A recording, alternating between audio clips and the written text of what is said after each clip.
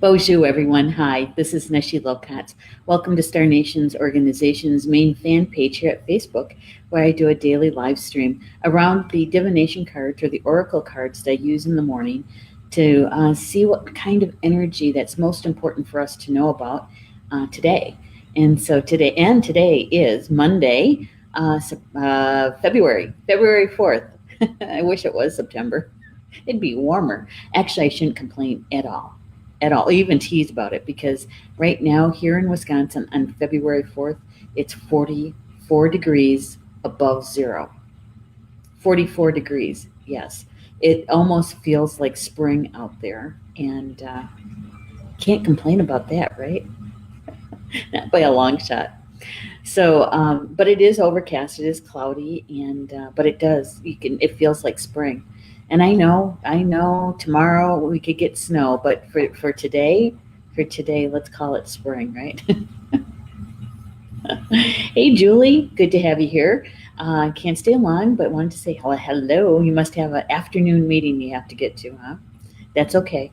There's always the recorded live stream, and also, you know, it's also on YouTube, right? So you can see it anytime you want. And Rob is saying it was above 50 degrees here. I know. Oh my goodness. Did it feel like spring? You know how it feels in the air? That's what it felt like here. We got big puddles because we had a lot of snow, and we still do on the ground. It hasn't all melted, but I tell you what, if we have another day like this, it'll be all gone. It will. But big puddles, yeah. Because technically the frost is still in the ground and it's working its way out. So, yeah.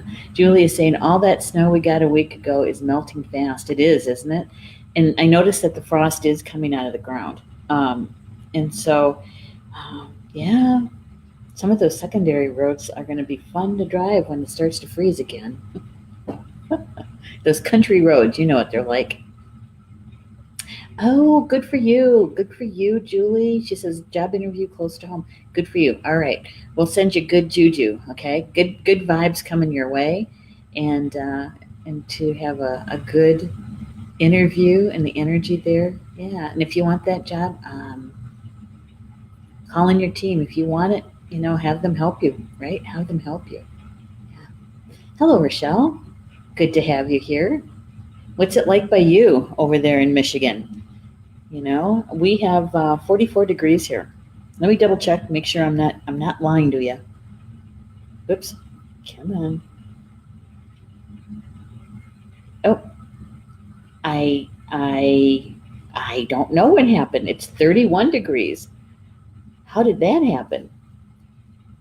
Because earlier this morning I was talking to Paul on the phone, and it was 43 by him, which is in town, and out here we had 44, and it dropped to 31 degrees. Told ya.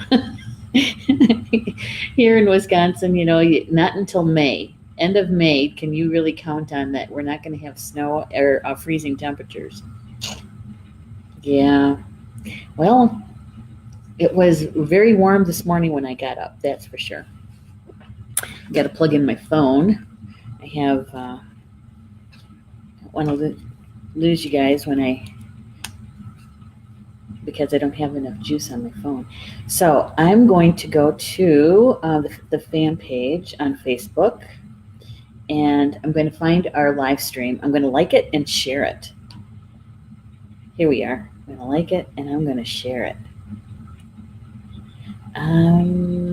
Let's see. I'm going to share it over to my newsfeed. Talking about friends, I talked to a friend of mine from high school yesterday. Yeah.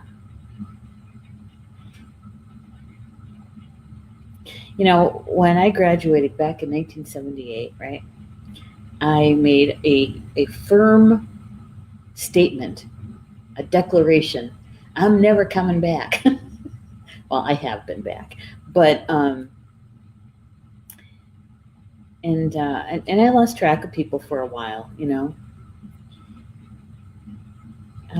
but this year, and I know it's only 2 months in, right?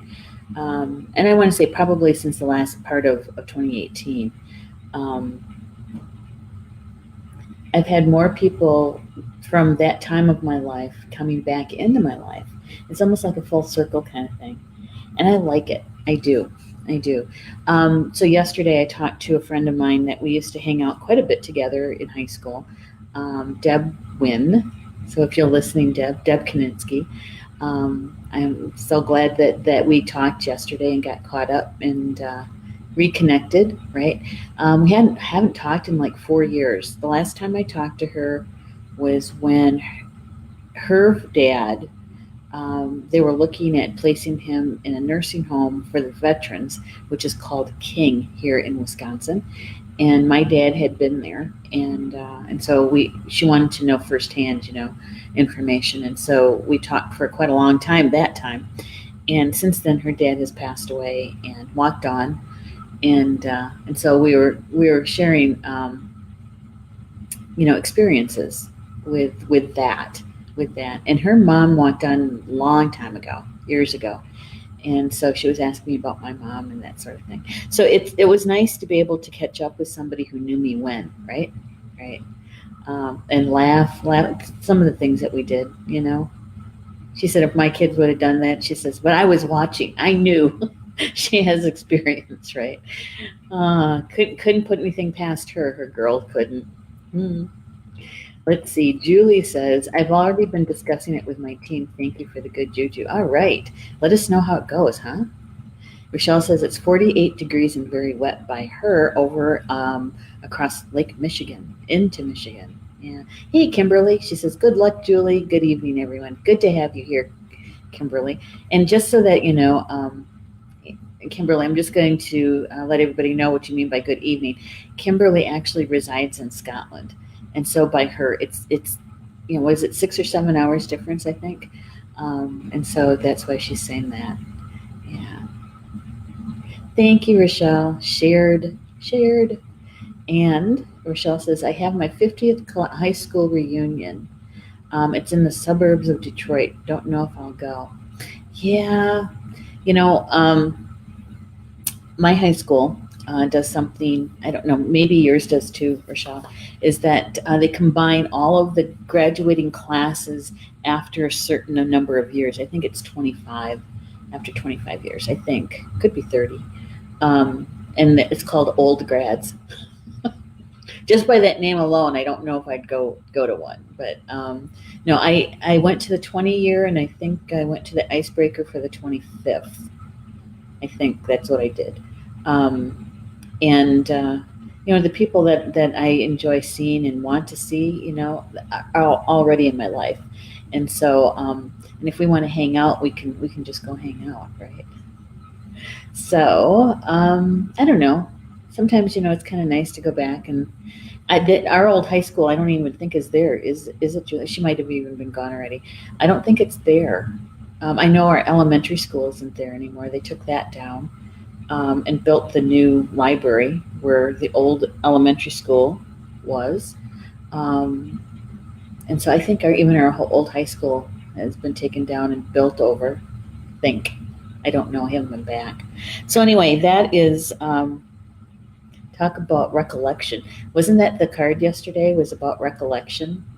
Yeah, reaching back. Although, having that kind of talk with somebody that is my contemporary, right? But still, it's reaching back through the time and talking about stuff that we haven't even thought about in decades and decades. Yeah. So, what's going on here in Tomah, Wisconsin, where I live? Working on the Star Nations magazine. We're very close to wrapping it up. We finished doing the final edits on the PDF yesterday. I'm working on the promotional pieces, and we publish on the 10th. And see, I'm going to be out of town on the 9th, which reminds me, we're not going to have a daily live stream on Saturday. Okay, Paul and I are going to go heading out to La Crosse to, what do they call those? They're sportsman something or other. And the reason why we're going, well, he's going because of the hunting piece as well. But we're going to go take a look at RVs. And there's two companies that we really have kind of narrowed it down to, and they're going to be there. And so I want to go and take a look because we're thinking about actually getting an RV and getting set up for long weekends and that kind of thing when I can find somebody to stay with mom, right? And that way George can be comfortable in his own space in the RV, and so that's a good thing. We're going to go take a look. So I won't be live streaming on Saturday. It takes us 45 minutes just to get to La Crosse, much less hang out where we're going to be at. George is going to go and do puppy daycare and play with other four-leggeds on Saturday, so that'll make him happy. And so that's what we're going to be doing. And so I wanted to make sure that the magazine, because we publish on the 10th, I wanted to make sure that everything with the magazine is set and ready to go on by the 8th, just in case we have some, unforeseen something or other, that we have a little time on Saturday night and maybe Sunday morning to take care of it. So, yeah, I think you guys are going to like the February issue. Of course, I know I'm partial. I'll tell you all about it in another live stream, but I just wanted to touch base and let you know what's going on. Hey, Jackie just popped in. Hello, Jackie. Good to have you here. So for those who may be joining us for the first time since the weekend, or since last week, I should say, Friday was February 1st, and that was St. Bridget's Day, right?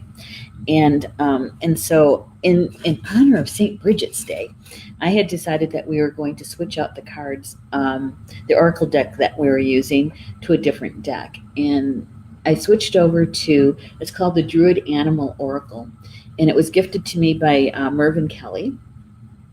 And so I thought, well, let's use it. Let's start it on St. Bridget's Day. So here's the cover of the box. Isn't that cool?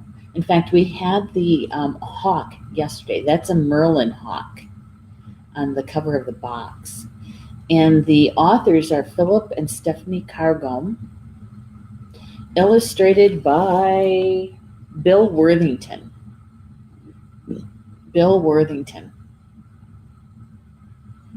Beautiful cards.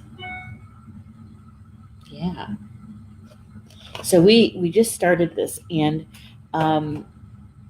it's fun. Let me tell you, the cards have so much information in them, and as we're looking at them, and we had a really good conversation yesterday about that card.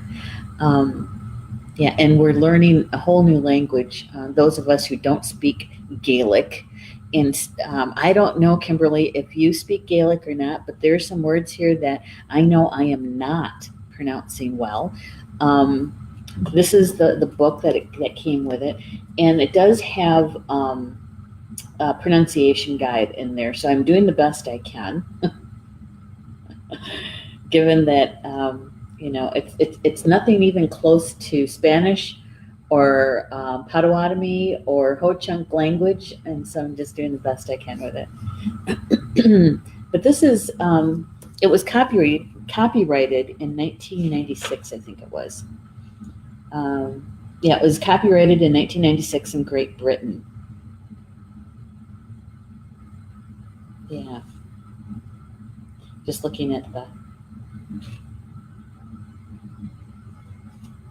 the front page there.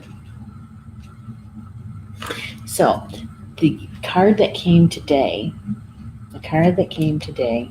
is this one. It's the Boar. Also, I think in Gaelic it's Torc, if I pronounce it right. Torc. Yeah. And I forgot to mention, notice I'm back up at the Star Nations Academy broadcasting from here. It took us a week to get back up here between the Arctic polar vortex thing early last week. And then I was going to try to make my way up here on, I think it was Thursday, Friday. That didn't work. Then I was going to make my way up here on Saturday, and that didn't work. It was all about the moms that day. The the elder moms. And then yesterday, Paul Paul had stuff to do, and he says, can I help you just move on Sunday night? And I said, sure, why not, right? So here we are, Monday afternoon, and we're here, right? Kimberly says, I know a few words for when I do my Scottish tours. Yes, Gaelic is different. Cards look great. I know. I really like them. I do. And Pat's saying, I love the cards. So do I.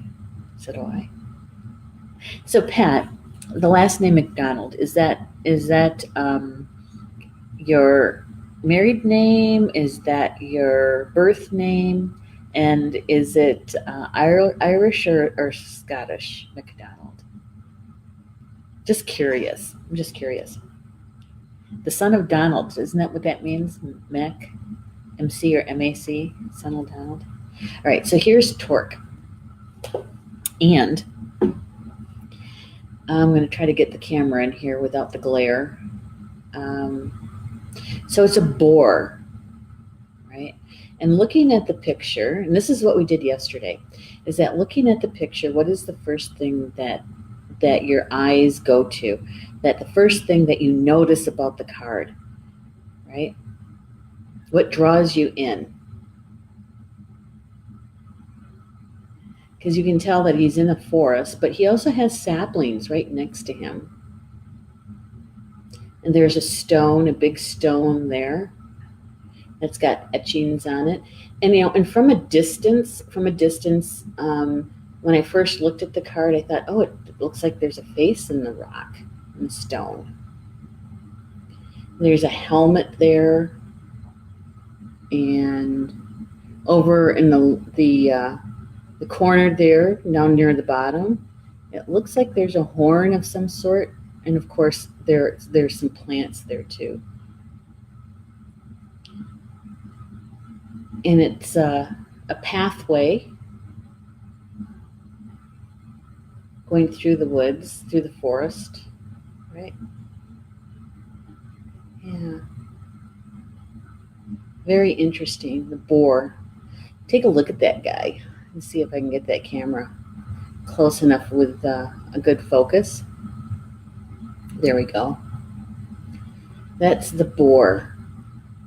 And I had to sit without reading the book first. I had to sit with this and say, what is about boar that I know about from past readings, or even movies or whatever. Yeah.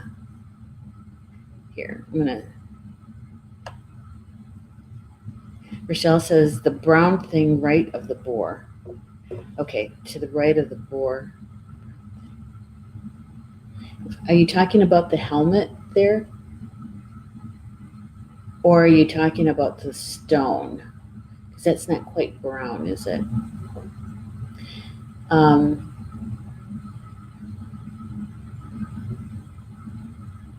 Yeah, and the brown is underneath his hoofs is the ground. And if you notice, we can only see 3 of his legs, and only 2 are touching the ground, right? Only 2 are touching the ground. Very interesting. Oh, Rochelle's saying, oh, the helmet. Yeah. And Pat is saying it's a birth name originally spelled MacDonald. And so, is that Irish or is that Scottish, Pat? There's a boar on top of the helmet. Yes, there is. Yes, there is. There's a boar on top of the helmet. And if you take a look at the horn down below, that I think that actually has like the mouth of the boar as well. Yeah. And so I was thinking, okay, what is it? What do I know about boar without looking? Because, it's actually a wild pig, right? It's not a domesticated pig. Boar. And it probably is a relative of the domestic pig, I would imagine. And so the first thing that popped into my head was boar brush. There was a time when, whether it's a hairbrush or if it's a painter's brush, that the best brushes had boar's hair. Boar's hair. Yeah. And it's very stiff, not wire-like, but it's very, very stiff. And it was supposed to be good for your hair, right? And they're very durable. Um, and for as in artist brushes or in just regular paint brushes like you'd paint a room, boar's hair is the best brushes to have, or at least they were. Natural bristle, right? Because it absorbs the ink or the paint differently than synthetic. And so you get much more saturation of color with the natural bristles. So I thought, well, that's my limit of, of knowing what boar is. Um, but just looking at it without reading a book, just looking at his body, right? Strength. You get strength there. And in the movies now, remember it's Hollywood, but in the movies, when the boar, people were afraid of it. That a boar could actually, like gore, even a human. Very athletic, if you want to say. A very, very sturdy body, and the tusks, the horns, were definitely used to either protect and defend or to kill their quarry, right?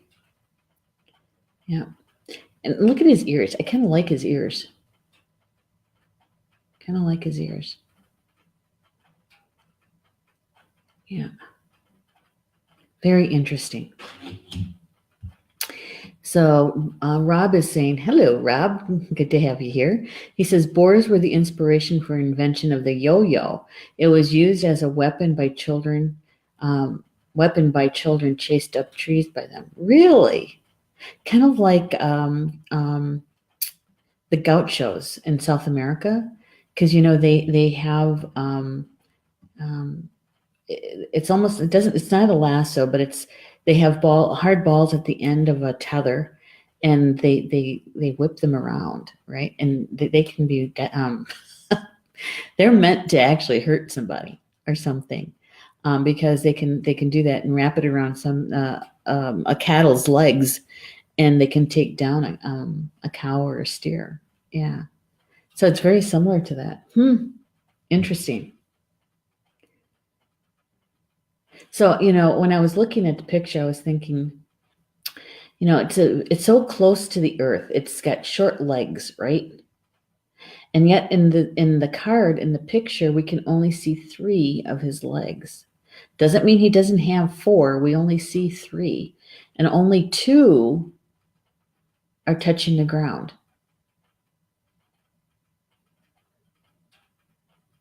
So you might say that he's walking on both Grandmother Earth and in spirit, right? Yeah. Or you could say that maybe he's not completely grounded. It's another way of putting it, I suppose.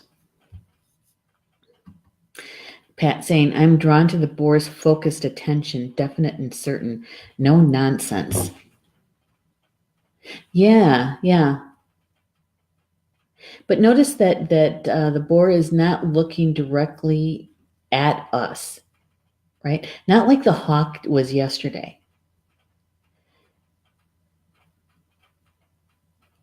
But I can see that what you mean, Pat, about the intensity. Very focused. He's on a mission, right? Yeah.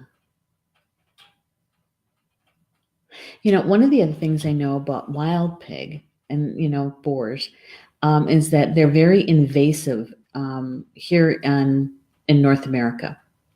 And especially, and even in Hawaii. I know that they have the domesticated pig and the wild pig, the boar, got together, and so their offspring is feral, right? And many of the islands in Hawaii, they're kind of overrun with them. In the same way with Canada, one of my brothers goes up to the UP and also into Canada to go boar hunting. And so, they're rather invasive in certain parts of North America.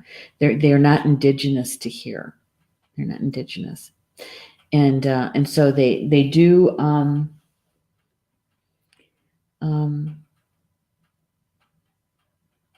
Yeah, when they get into the farmers' fields and that sort of thing, they tear it up bad, and so they're actually very tenacious. They're survivalists too. They survive.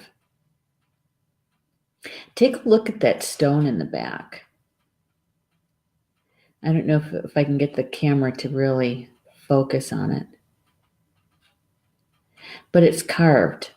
There we go. It's carved. There's a boar carved into the stone. And there's kind of like a circle above it.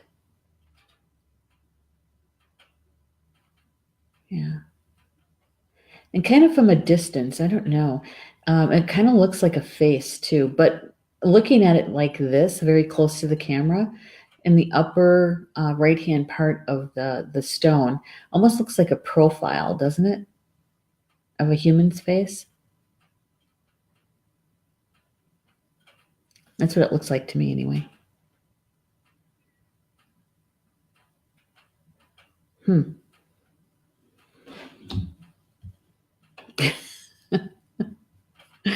Pat saying he's on a mission for sure. Yep. And Rob is saying they're ornery. They definitely are territorial, I think.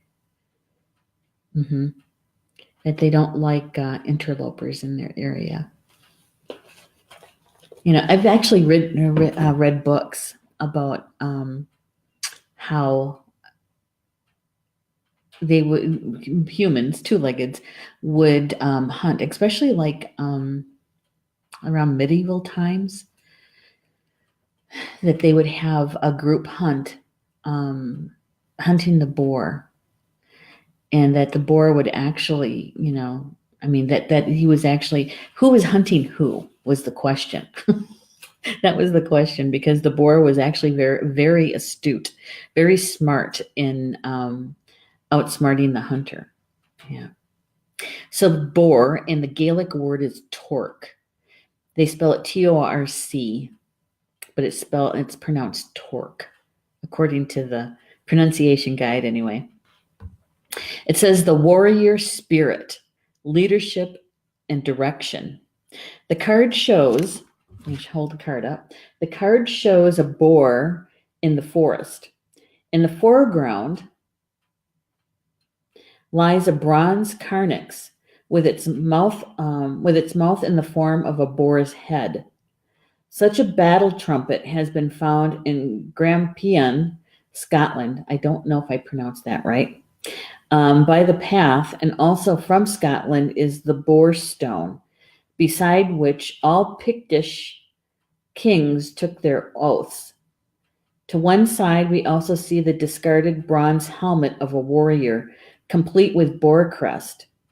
It's found in the Powys, Wales. In the foreground grow mugwort, dandelion, and wild asparagus. So if you're a botanist, or if you're an herbalist, if you're a healer with plant medicine information, what would that combination be? Mugwort, dandelion, and wild asparagus. What could it be used for?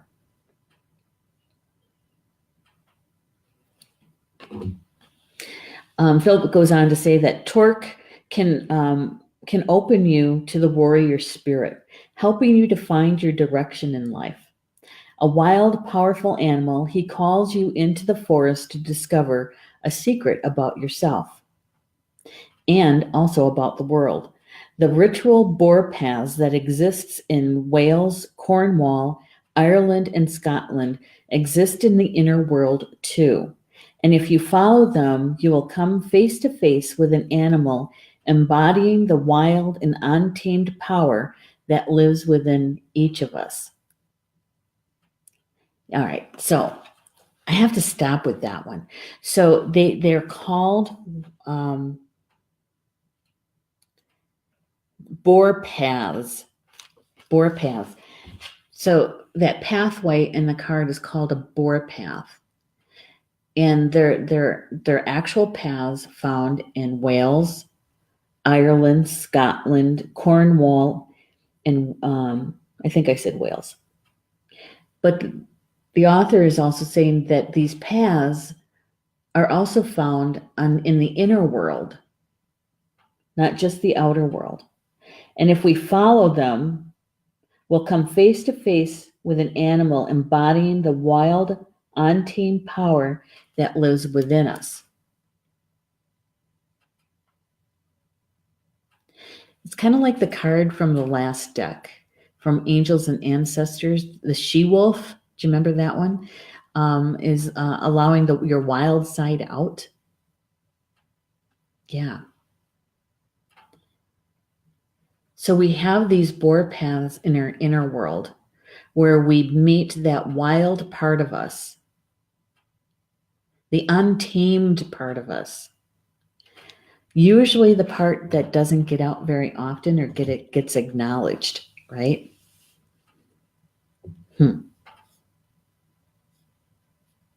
Rochelle says, my late husband had a unique experience with a boar when he was in the army stationed in Germany. Oh, really?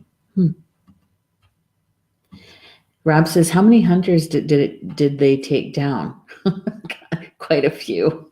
Quite a few. And actually, I don't know if you guys watch Outlander, but in one of the early shows, I think it was in the first season, there was a boar hunt, and the boar actually gored one of the hunters, and he ended up dying. I'm trying to remember. I think he was Jamie's cousin or something like that. Yeah.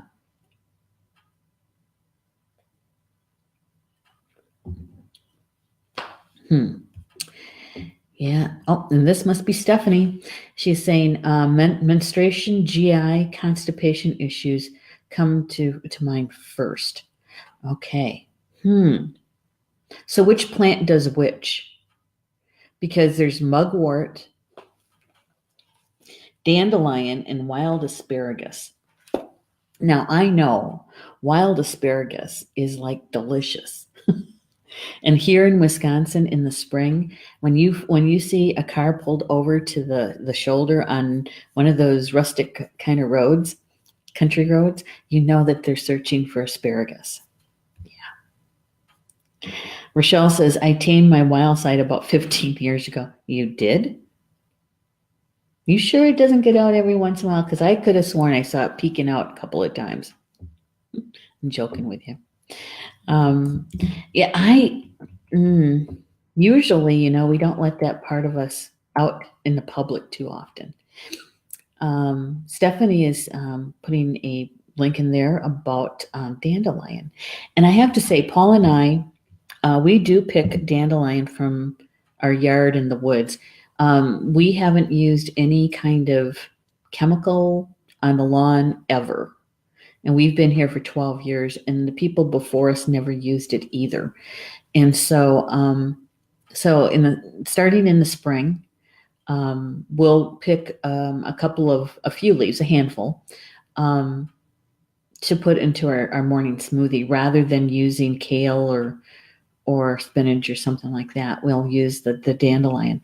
And let me tell you, you can tell the difference because it's a little bitter, but the nutrients in it are much higher than what we can buy in the store. Yeah. And so we kind of, and once you get used to the taste, you actually crave it. You crave it. Your body does, I should say. All right. So he goes on to say, stare closely at him, and you will discover he is a representative of the goddess. Of the goddess. His skin can heal you. He can inspire you to write music and poetry. His primal power can make you leader or chief. See if you can use your wildness and your energy for genuine acts of heroism in a world that longs for insight and healing. Now remember, this was written in 1996. 1996. So, how can we use Boar medicine, the spirit of Boar, today? Because remember, when I do the card draw, the intention is asking my spiritual team to show me what's the most important energy flowing today that we need to know about for our highest good and the highest good of all. So, how can Boar come into your life today to assist you? Right? And not just Boar, but anything that's here, whether it's the mugwort or the dandelion or the wild asparagus. You know, announcements. That's what horns do, right? Announcements. They get somebody's attention. You let people know you're coming, that you're there. And the stone, the stone people, they carry a lot of our history for us, memories. And so, what kind of medicine could this stone bring for you today? Because it's got the etchings of the boar. And it's interesting. Have you ever heard of anyone having a power animal that's boar? I haven't. Searching the memory banks. I don't think I've ever heard of anybody having a power animal of boar, the wild pig. It's very interesting because they have it connected with the goddess too. Now, this card did not come in the reverse. It wasn't upside down, right? When it came out of the deck. But I want to read you a little bit of something of the card that's in the reverse, just so that you can sit with it. Okay. All right. So it says this card may mean that you have lost your sense of direction. There's a close connection in tradition between madness and pigs and boars. It says that Merlin, in his period of madness, talked to pigs, and within the image is conveyed the concept that madness and insight are closely allied. Sometimes we have to go through a period of breakdown so that something wider and deeper can enter into our lives.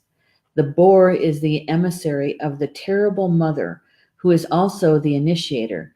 Sometimes a period of destruction must precede a period of creation and rebirth. So I know from personal experience that the end of 2016, all of 2017, and the very early months of 2018 were very difficult times for me. And I wasn't the only one experiencing it, that kind of energy. And so when I read the reverse information, I was this part where it says sometimes we have to go through a period of breakdown so that something wider and deeper can enter into our lives. Sometimes a period of destruction must precede a period of creation and rebirth. So in other words, we have to take down or remove old constructs, old belief systems, old paradigms, the way we used to do something. It has to be broken down and removed so that whatever it is that we're supposed to bring in to this next chapter, the next book of our journey here, that it has room for it, that we have room for it. All right. Going back to the chat. Okay, so Stephanie is, I'm sorry, Jackie is saying dandelion fritters in the spring, yummy. It sounds good too. It sounds good. So are you using the leaves? Because some people use the roots too. They use the roots some roast them, some dry them and then use them, steep them with tea or water for tea. Yeah. Stephanie is saying mugwort, and so she's got a link for information for mugwort. Thank you, Stephanie. And she says spiritually, all three are associated with dream and path work.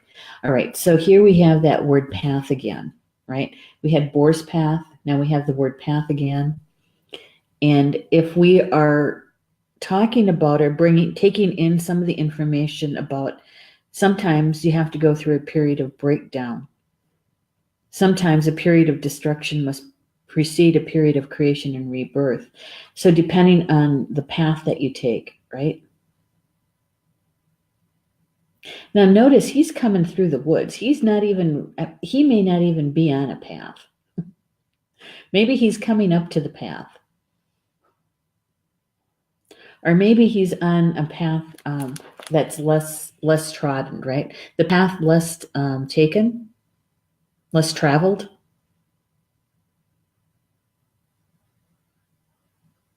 And if you do that, if you take the path less traveled, you definitely have to have focus. You definitely are on a mission. You have to really want to be able to take that path. It's a choice. If you make that choice, you know that you have to pay attention, right? Yep. Have any of you ever taken the path less traveled? Yeah, twice. All right, so Rochelle says the helmet reminds me of protecting me from negative thoughts. Ooh, good one. Good one, Rochelle. Yeah, that protection. Mental thoughts. Mental thoughts. Rob is saying maybe a South African farmer, Boar. Maybe. Or maybe he's just a Boar. B-O-R-E. Oh my gosh, you're so funny, Rob. And he says the prodigal son had a period with the pigs as well. He did? I don't remember that. All I remember is he returned. Rob says the advice I was given when I felt my spiritual studies were dying was, if it feels like everything is dying, let it die. It'll come back when it's time. Well, it's another way of saying let it go. Let it go. And sometimes we're in a plateau. Sometimes we're in that lull, right? And I remember one time when I had that feeling, Rob, this was back in 1990. No, wait. See, Dad walked on in 2010. I think it was 2009. I actually finished a soul contract. So for me, it was like, nothing was really interesting anymore. And especially with the spiritual studies or spiritual, classes that I taught and that kind of thing. And it almost felt like I had retired. I was done. And my team was wondering why I wasn't celebrating, that I wasn't celebrating the accomplishment, right? No, it's because they didn't tell me. So I don't know. It's about letting it go, that's for sure. Pat says, yesterday's card reading, the hawk brought me a message at 1:30 a.m. I'm looking forward to hearing from the boar. Oh, yay for you, Pat. And if you're willing to share, let us know what it is. Only if you're willing to. Don't have to. Stephanie is saying he looks like he's on a game trail. Yeah, we call them runways here in Wisconsin. Like a deer runway or a rabbit runway. Sometimes rabbits runways are much even bigger than deer. They're used more. And so yeah, the game trail. And sometimes, they're like with ants, they actually leave a scent behind so that other ants know where it goes and how to use that trail. Pat said, I'm going through a period of destruction. Yowza. Oh, So you're deconstructing. Yeah, you're breaking things down. And there's that piece about what to keep and what to release, right? Yeah, especially when it comes to belief systems and paradigms and the way that you used to do something, right? The way you used to do something. Client work. Sorry about that. And so, yeah, taking the time to really sort through it, and having the courage to let something go that needs to be let go. Because sometimes we hang on to it because it's familiar, and this was me back in 2017. I don't want to let it go. I like my life the way it is, which made it harder on myself. Is all I'm saying is, if it's ready to be let go of it. Make room for that new thing. All right. So I'm looking at the time. There was one other thing in here that I wanted to share with you.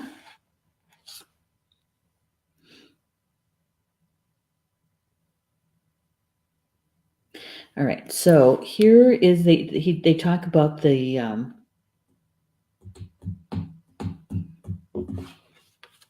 helmet. It says the boar's wildness and destructiveness were used by the Celts to arouse their fierceness and to terrify their enemies. The boar was used as an emblem on their helmets and as a mouthpiece on battle horns. The snarling open mouth of the boar's head trumpet, found in Grampian, held an articulated wooden tongue which would have vibrated when blown, undoubtedly making a horrendous and frightening noise. The boar was also depicted on swords and bronze shields, and here these images are used to invoke the power of the boar to protect the warrior and to instill in him the supernatural vigor and fierceness.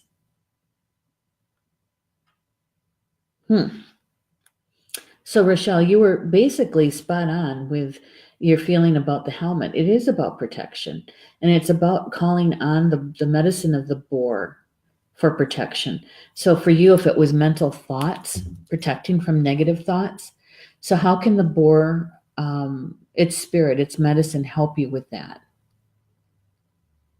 Right?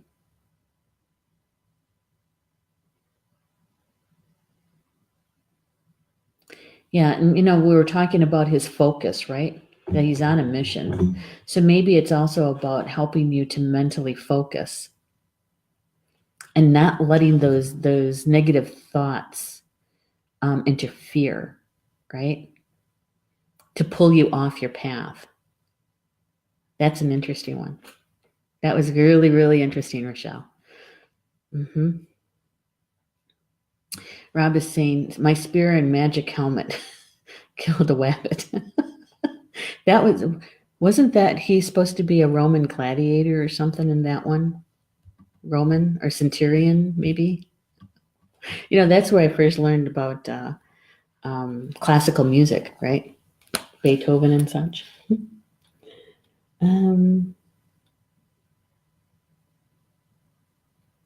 All right. There was also a piece in here about, it says, the hunt was seen as more than just an opportunity for sport. From the moment the weapons were forged, it was considered a sacred act in which the hunter and the hunted entered into a special relationship. The hunt became the symbol or metaphor for the journey of the spirit, in which both life and death play their part, and in which healing is found through the process of hunting. Hunting and healing seem to be unrelated activities, but the archaeological finds at the healing sanctuaries at Lindney in Gloucestershire, I think I pronounced that right, and Nettleton Shrub in Wiltshire show that the Celts linked the two concepts. The perception that the death of one animal gave life to another led the Celts to connect the shedding of blood with ideas of rebirth, healing, and renewal. And the reason why that kind of popped out at me is because From my cultural background, we do ceremony before we would go on a hunt, before we went deer hunting or small game hunting or anything like that, because it wasn't done for sport. It was done to have food in the house, right? And that we respected the life force, the life of that animal, and that through us they took on another form of living, right? By giving up their life force. And many times the deer would stand broadside, and for us that meant that it was self-sacrificing, right? That he was giving or she was giving themselves to one of my brothers when they stood broadside. So when I read that, I thought, that special relationship, and I know that many people don't, they have different views about hunting, but I think it's part of your belief system, and one is not more right or more wrong than the other. It's just, it's just what you believe, right? And so honoring and being respectful of that other animal, that other life. Yeah. Rochelle says, put the helmet on when I wake up and keep it there. Oh my gosh. And Rob is saying Norse. It was a takeoff on Wagner. Wagner. Wagner. All right. So,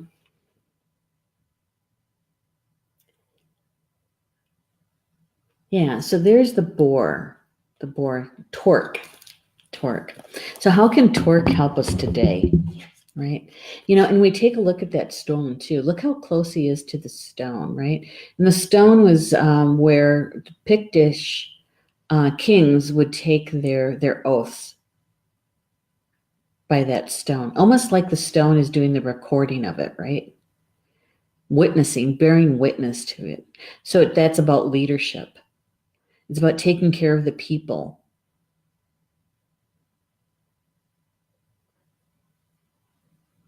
Stepping on that path of leadership, maybe. Yeah.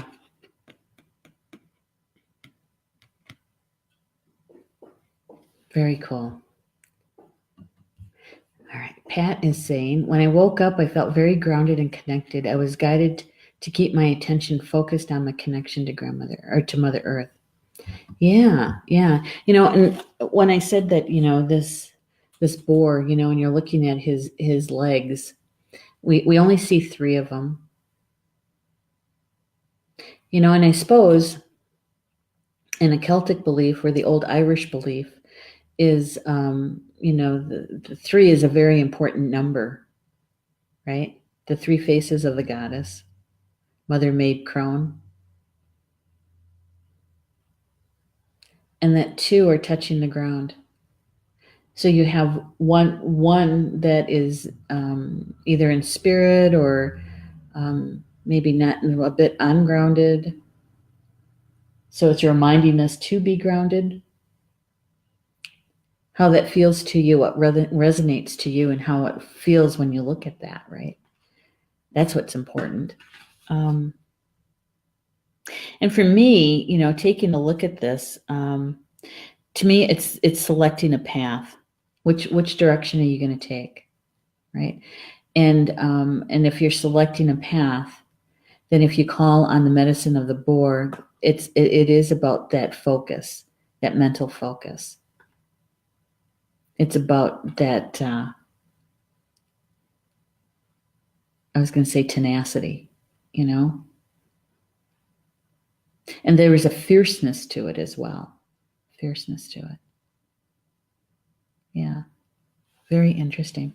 All right. We're at the top of the hour, and I promised Stephanie I would share a little bit of something, and I'm going to do that right now. First of all, thank you to Boar, right? To Torc for coming to us today and giving us some insight. So there was a question about residual energy. And I think you used the term imprinting. So whatever space is lived in, whether it's you or someone else, okay, your home, your apartment, your car, anywhere that you spend a lot of time. Okay. You live your life from there. And when I say you live your life from there is all your thoughts, all your emotions. Talk about keeping history, right? Our homes do that for us. The space that we live in, even your office space, because generally speaking, if you have a 9 to 5, you spend more time at your job with the people that you work with, sometimes more than you spend with your own family. And so your office space, no matter if it's a cubicle or if you actually have doors and windows, that there's a lot of mental thoughts that go on there. There's a lot of emotional feelings that go on there. And the walls, literally, the walls, the home, they take on the role of keeping the notes, right? It's like your witness for your life. And so many times, literally, because I'm speaking from experience with the space clearing, is that our thoughts are fueled by our emotions. And sometimes they're so strong, whether it's negative or positive, right? The emotion is so strong that the thought forms take on a life. And when you are in a space, let's say there was an argument, okay, or a very heated discussion, and there was a lot of emotion to it. Sometimes when you walk into that room right afterwards, you go, "What happened in here?" Or if you're in the meeting or in the event, you're witnessing it, you can feel it, right? That you could cut the tension with a knife, right? Those feelings, those emotions, those thoughts get embedded into the walls, into the furniture, gets embedded. So much so sometimes it feels like they're entities. Yeah. And so those are what we call residual energy. And you can literally feel it when you walk into a space because, our bodies are meant to pick up energy, to read the energy of a space. And so when you walk into a space, you can kind of get a feeling of what's going on here, does it feel good or does it not feel good? That's what a lot of feng shui is about too. It's about balance. It's about how when we walk into a space, whether or not we're going to stay there or not. Have you ever walked into a restaurant and you haven't eaten there? You don't know anything about it. You don't know about the wait staff, and you walk in and you go, "Oh, nope, not here. Not going to eat here." Or you walk in and you think, "Yeah, this is kind of cool. I like this place. It feels good here. Let's eat here." We're picking up on the residual energy of the space. Yeah. Yeah. And so sometimes we can actually embed that our energy into other things, like our jewelry. If you wear a ring or a bracelet or a necklace a lot, your personal energy gets embedded into that piece of jewelry. That's why some psychics, right? Some mediums, what they do is they want to hold something that you've worn if they're reading for you, or if they're searching for a person, the person is lost. They'll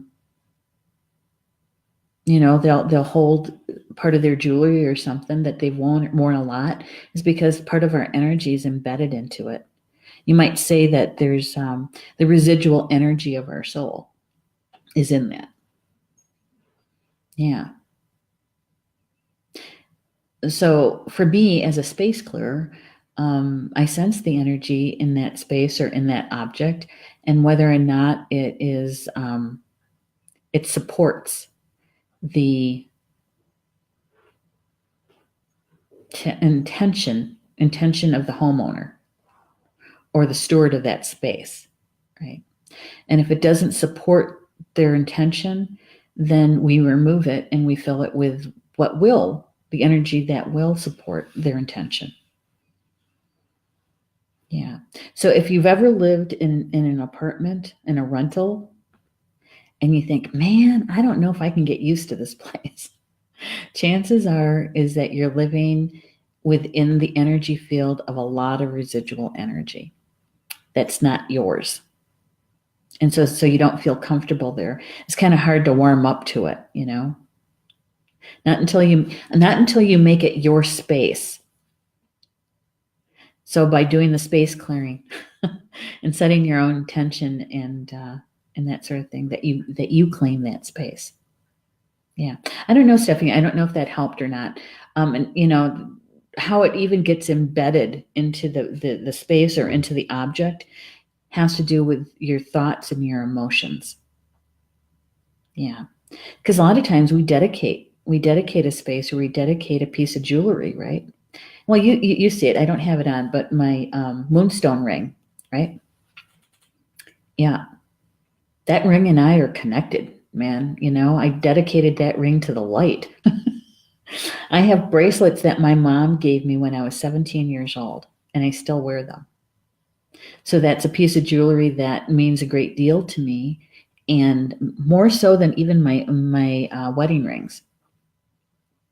My wedding band I rarely wear, but I do wear a ring that Paul gave me. It's a turquoise band ring that matches me more than the gold band does. And he gave it to me during a time frame that was, how do I want to say this? We knew each other a heck of a lot better than we did the day we got married. Let's put it that way. So it means a lot more to me. So there's more emotion connected to that ring, right? All right. Hopefully I answered the question for you, Stephanie.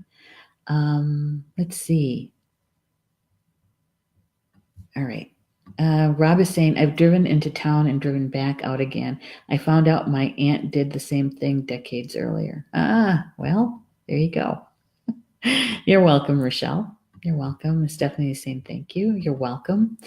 I don't know if that was helpful, but I did my best. So anything and everything that you've heard today, if it resonated with you, my suggestion is please embrace it and watch, sense, feel how the energy today is unfolding for you, right? And how this information is helpful, if it is. And if so, how so? How did it happen for you? It's just to notice it. There's nothing that you even really have to do anything about it other than notice it. Not unless your spiritual team is suggesting that you do something about it. And if it didn't resonate with you, don't worry about it. No worries. Just let it lie. You're not going to hurt anyone's feelings by saying, hey, that didn't resonate with me at all. That's okay. There's always tomorrow, right? Or the next day or the next day. And so here we're starting a brand new week. And we have, Polly Joe's on vacation, and so her shows are going to be replays. Tomorrow at noon, there's a replay on a show that she did in February of 2017. And so it's about money and sex and relationships and spirit. It's one of the most watched replays that she has. And if you haven't seen it, you have an opportunity. It's a YouTube, so you can even download it if you wanted to and watch it some other time. But we're going to be uploading that closer to 11 a.m. Central, 12 Eastern for her show. So chakra sessions tomorrow, Tuesday. And then tomorrow night, my weekly show, Communications from Home, is on at 8 p.m. Eastern Time, and my guest is Ed Langen. And Ed is one of our newest show hosts and contributing writers to the magazine. And so come and meet Ed if you don't know him. We've got some really cool things in store for you. As you get to know him, he's going to actually do a tapping session for us. And also a little bit of mediumship work, I guess is a good way to put that. He's going to be working with his guides and your guides. And so if you have a question about something going on in your life, come to the show, and he's going to take a few questions. I don't know how much time we're going to have for more than probably 3 or 4 questions, depending on how in depth he gets. So we get to sample Ed and get to know him a bit. So join me 8 p.m. Eastern for Communications from Home tomorrow night. That's Tuesday, February 5th. And on Wednesday, Polly Joe's show, Soul Connections at 7 p.m. Eastern, is a replay. And it's her very, very first Soul Connection show that she did. We weren't even calling it a show back then. We didn't know what to call it. But I thought it'd be interesting for you guys to have the what it was like in that first show, because that Soul Connections has turned into a really well-attended live stream.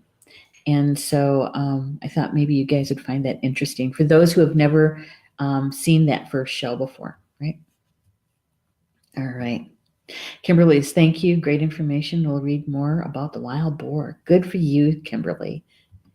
And whatever you find out that you think that you'd like to share, please do. Let us know what you find out. And so with that, enjoy the rest of your Monday, and we'll see you back here for the daily live stream and the group card draw at 3 p.m. Eastern tomorrow. Yeah. Okay. Enjoy the rest of the day. Bamamina. That's Potawatomi for until we see each other again. And I love you guys. See you later.